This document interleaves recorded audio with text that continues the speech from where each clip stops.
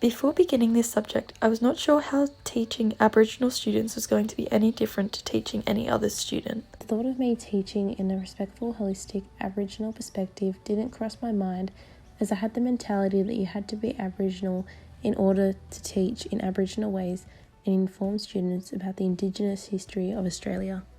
I also didn't know the best ways to teach students about Aboriginal culture and history, even though I really wanted to incorporate Aboriginal culture more in the classroom. Before the subject started, I thought having a country-centred approach in regards to education meant just taking the students outside to experience the environment. This is a part of it, but this is not what it means to have a country-centred approach. Country does not just mean the environment we live on. A country-centred approach that develops a respectful relationship with country is one where country is incorporated with the syllabus.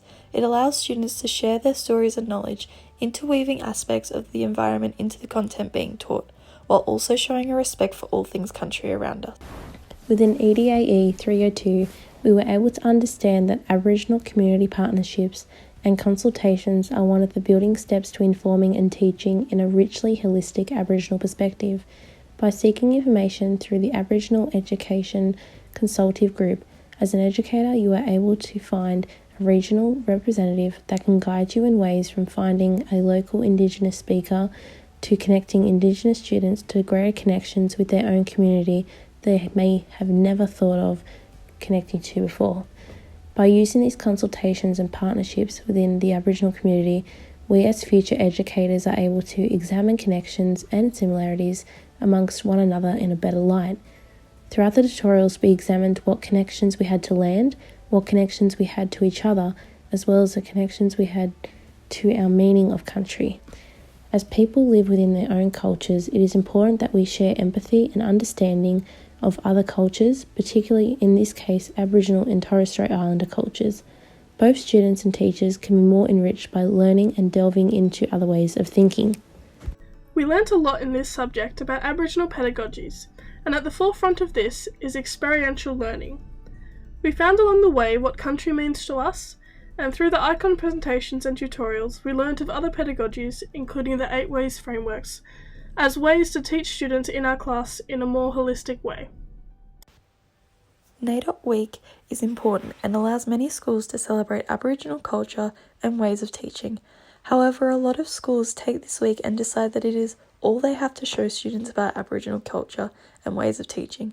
After undertaking the subject, it has become obvious that all students will get more out of Aboriginal pedagogies if it is woven into lessons all year round. Allowing the Aboriginal community to share their knowledge of teaching and stories of culture will benefit all students, especially if it is utilised for more than 1 week a year. In order to achieve respectful implementation of Aboriginal education protocols, there needs to be a strong, respectful and reciprocal relationship with the community, especially the Aboriginal community of the area that you're in. As teachers, we should be reaching out to community members and elders to help students understand culture and connect to country. This will encourage all community members and all students to be involved with Aboriginal culture and have a connection to country that will lead to positive outcomes for everyone.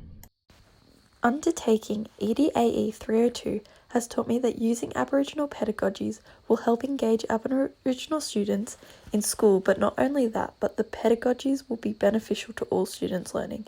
Teaching should not be about choosing between Aboriginal pedagogies or Western pedagogies, but using both concepts to best help all students in the classroom understand and become passionate about learning.